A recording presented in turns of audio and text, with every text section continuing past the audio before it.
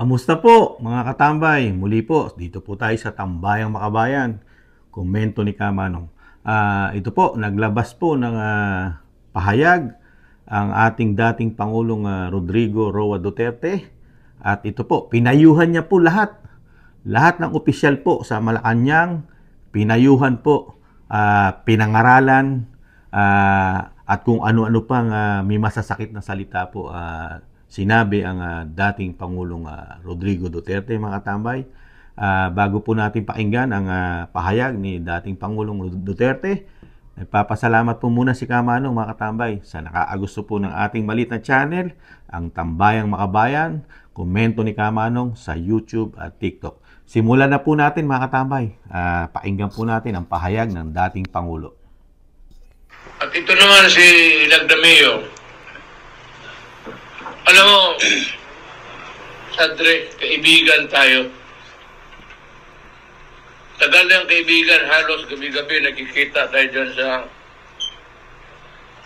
si kay John Villar na inuman.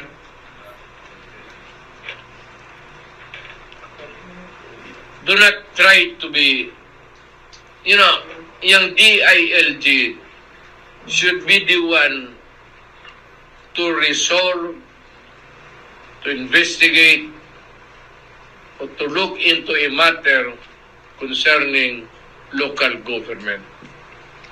Ikaw dito na sa Secretary of Justice ka. Do not demean yourself. Sinasabi ko sa iyo, nililecturean kita, kasi alam ko, isa ka rin. Alam ko wala kang alam. Umakyat kayo dyan sa Malacanang. Pero wala kayong alam lahat. Puro bangag.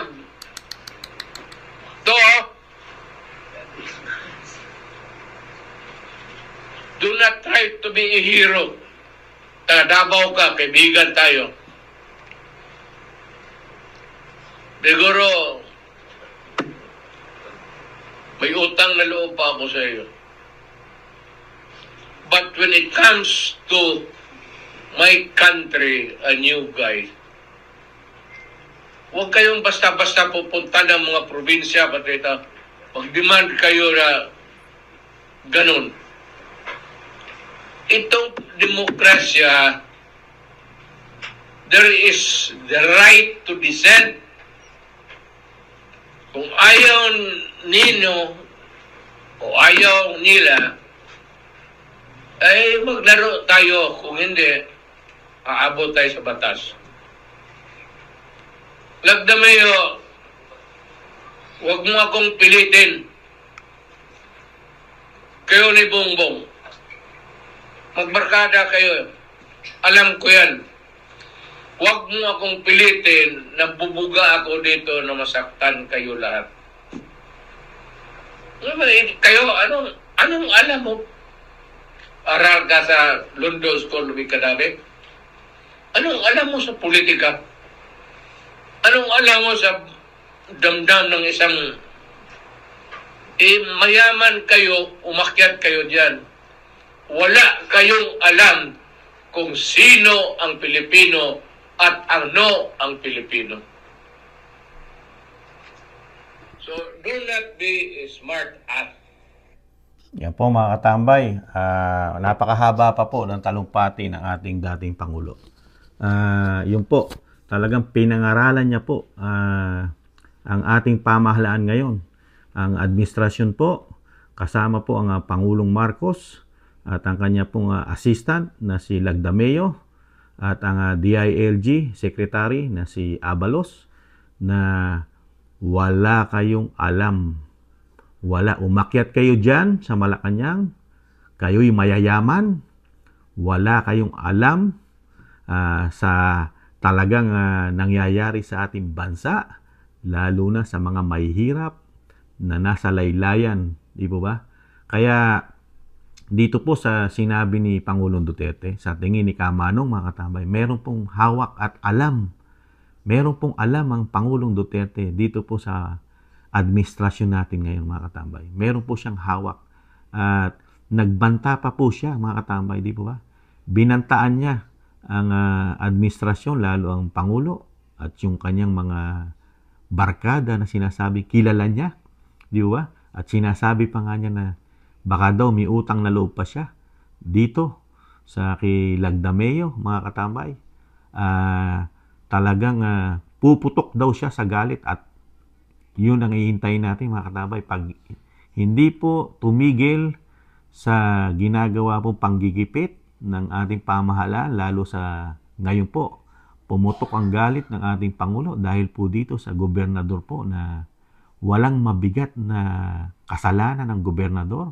Dahil ito po ay na-vlog na natin na ang tanging issue lang ng gobernador, yung sasakyang pick-up, mga katambay, pick-up na service ng Kapitolyo na naresolba na po nung 2022 pa po yun usapin at hindi na nag-response at hindi na nagkaroon ng usapin pang muli yung dating board member ng Kapitolyo, mga katambay.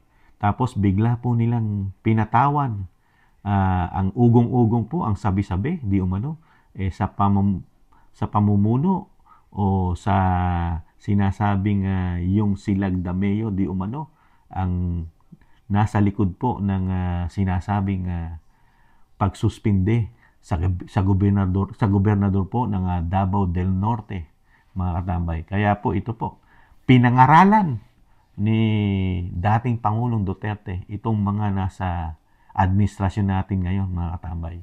Na ito po ay napakatinding paratang na binunyag at napakatinding kumbaga sa pinahiya.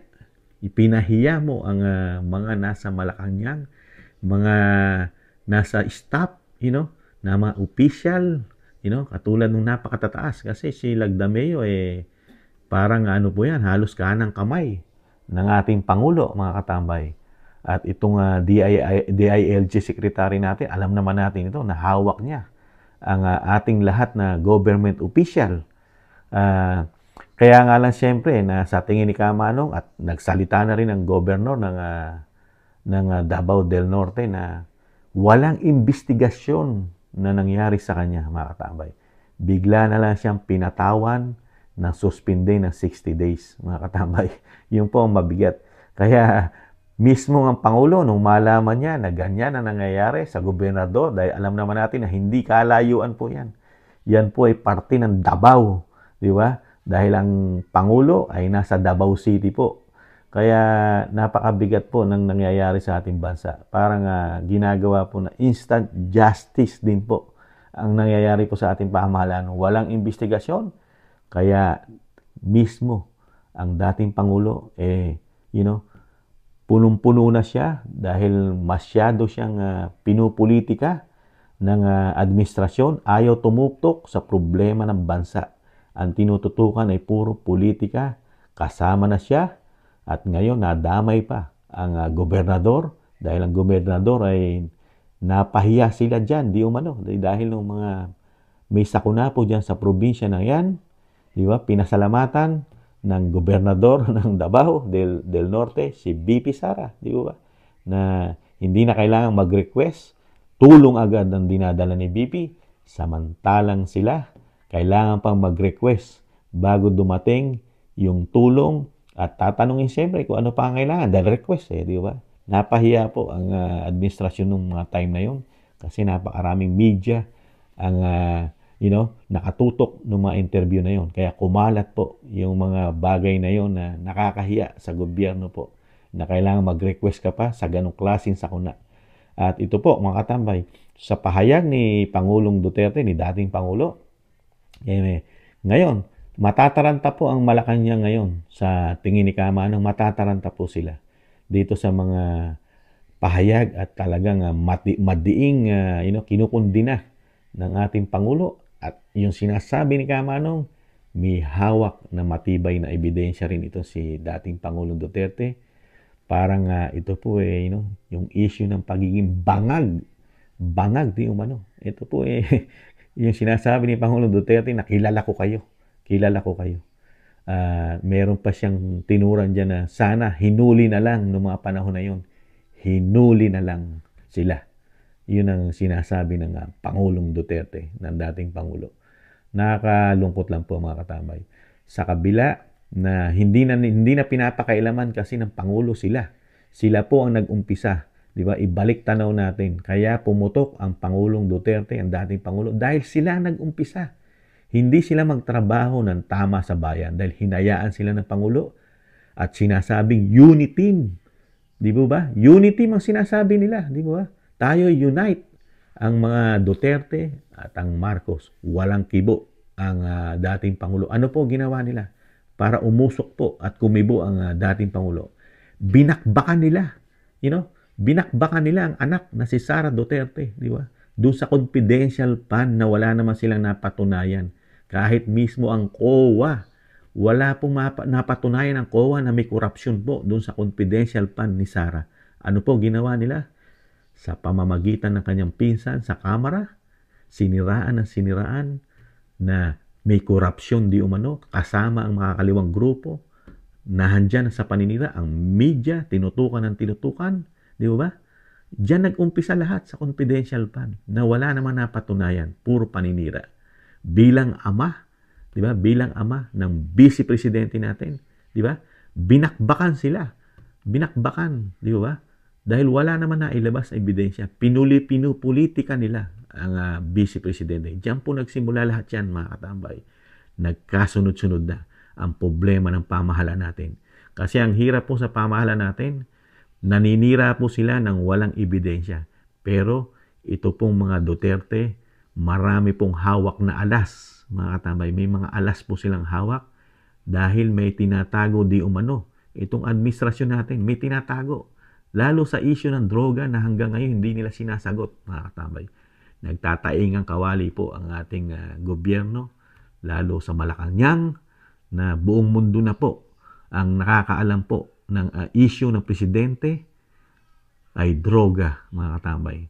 Kaya napakahirap po ngayon ang ating bansa. Ang pinagdadaanan po natin ang ating bansa, kahit tayo travel ng travel, at nasa Amerika ang Pangulo ngayon, at kung ano-ano po ang hindi natin alam kung anong mga secret agreement po ang nangyayari ngayon sa Amerika dahil napakadalas din po pumunta ng ating Pangulo sa Amerika.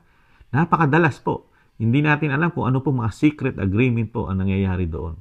Pero pinagmamalaki rin nila noong nakaraang pahayag, di ba? Na mahigit 100 bilyon ang maiuwi ng Pangulo.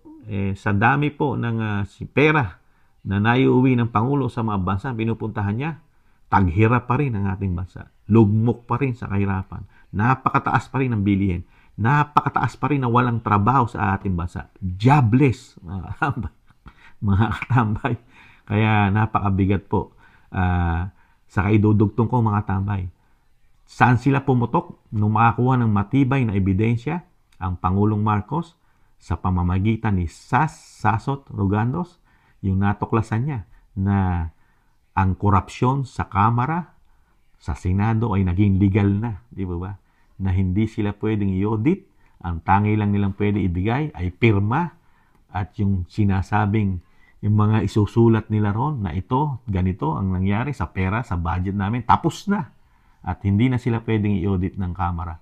For how many long years nangyari po yan? Ano sabi ng Pangulong Duterte? Open the book. At kayo ang pinaka-raten at pinaka-bulok na konstitusyon sa bansang Pilipinas. Di ba? Ano po nangyari? Wala po silang imik. Ang Kamara, ang Senado, walang imik sa hamon ng dating Pangulong Duterte dahil inumpisahan nilang tirahin, bakbakan ng anak.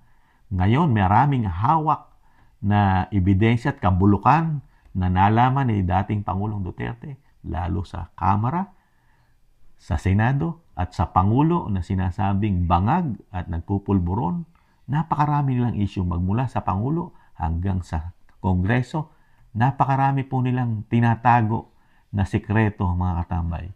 Yung open the book lang hanggang ngayon. Hindi nila ino-open ang kanilang libro. Dahil hinamon din sila ni Pangulong Duterte, di ba? I-open niya yung libro niya. Magmula nung siya yung mayor hanggang Pangulo. Magbukasan tayong libro. Pero wala silang ginagawang aksyon dyan. Nagtaingang kawali sila dyan. Nagbulag-bulagan. Ano po ang ginawa nila? Kasama ang media di umano, ang makakaliwang grupo, kasama na rin dyan na akbayan, di ba? Mga bidyang malalaki. At nagbayad sila di umano. Ang kapatid na si Senador Amy, ang nagbulgar na gumagamit ang pamahalaan natin ngayon at nagpopondo sila ng mahigit $400 million sa loob na isang taon para nang bakbakan, siraan ng mga Duterte at kasama na rin daw siya, ang senadora. Tingnan niyo po kung paano magwaldas at di umano nagwawaldas ang pera ng ating bayan dahil saka puro sabi nila, puro sa pangsariling interest lang po ngayon ang nangyayari sa ating bansa. Hindi sa pagtugon ng problema ng bansa. Di ba? Ang kahirapan, kawalan ng trabaho. Saan tayo dinadala ng ating pamahalaan ngayon? Di umano? Sa Chacha. Sa Kibuloy issue. Yung Kikibuloy dapat nasa korte yan. Paano ginagawa? Ini-issue ng malaki ng Senado na walang nagagawa sa solusyon ng problema ng bayan. Ganon din ang Kamara. Puro sa Chacha. PI. Samantalang na andito problema, ayaw nilang tutukan. At ano pa? Saan tayo dinadala? Ito ang kahirapan, napakamahal ang bigas sa West Philippine Sea. Sa West Philippine Sea tayo dinadala. Diyan nila dinadala ang problema ng bansa sa West Philippine Sea. At ano pa? Ano pa ang problema? Ang sinasabi pa ni Pangulong Duterte, pag yan pumutok, yung problema na pinapasok niyo yan, pag pumutok yan, habang buhay kayong sisisihin ng mga Pilipino. Totoo po yun. Dahil yung collateral damage niyan, puro mahihirap ang magsasakripisyo mga katambay. Tayong mahihirap ang magkakaroon ng collateral damage. Tayo ang mamamatay, tayo ang masisira, ang mga ari-arian natin, masisira lahat yan. Yung mga pinaghirapan ng Pangulong Duterte, magigiba lahat. Yung mga build na yan, magigiba yan. Pag binomba yan, nag-umpisa ang gulo, ang giyera, mawawala lahat. Mababaon tayo sa utang dahil lahat halos ng proyekto ay alam naman natin na karamihan yan utang. Tapos hindi pa pinagkaakitaan ng gobyerno itong mga proyekto at kasama na itong hindi pa natatapos na history ng ating bansa, yung subway, magigiba lang po yan.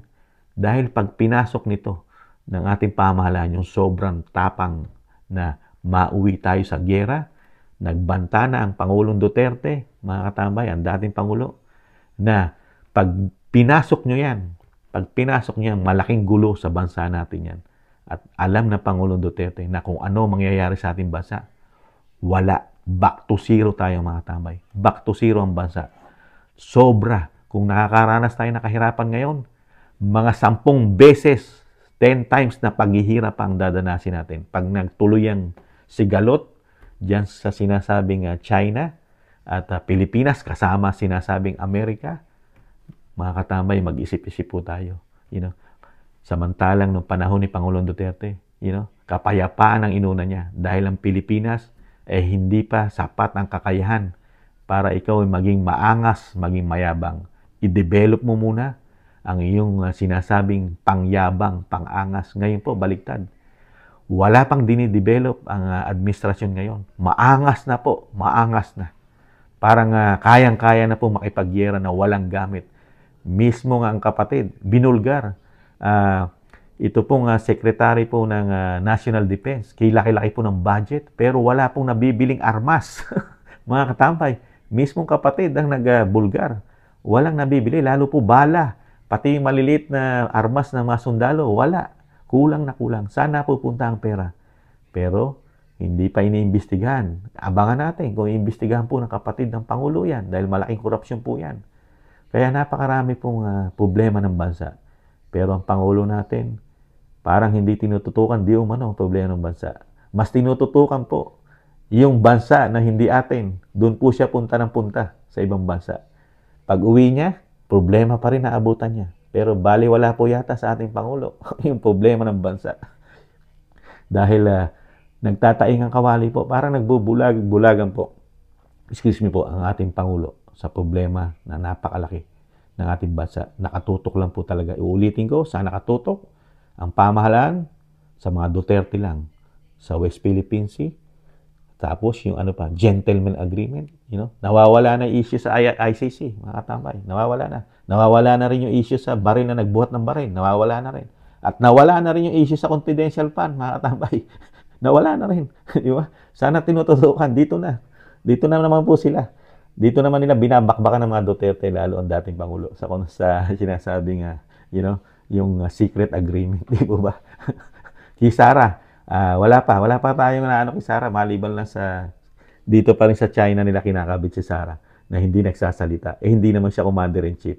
Ginagawa tayong mga bobo ng sinasabing tagapagtanggol ng pamahalaan. Gawin yung commander-in-chief muna yan at may karapatan na siyang magsalita at mag-comment dahil hawak niya na ang foreign policy. Pangulo lang ang may hawak niya, mga katambay, di ba? Kayo po, mga katambay, ano po ang paningin nyo o pangunawa o komento sa tinuran ng dating Pangulong Duterte? Muli po, si Katambay Manong po, nag-iwan po, ingatan nawa po tayo, palagi mga katambay. Tiis-tiis lang, may pag-asa pa, makabangon tayong muli. Paalam, bye-bye.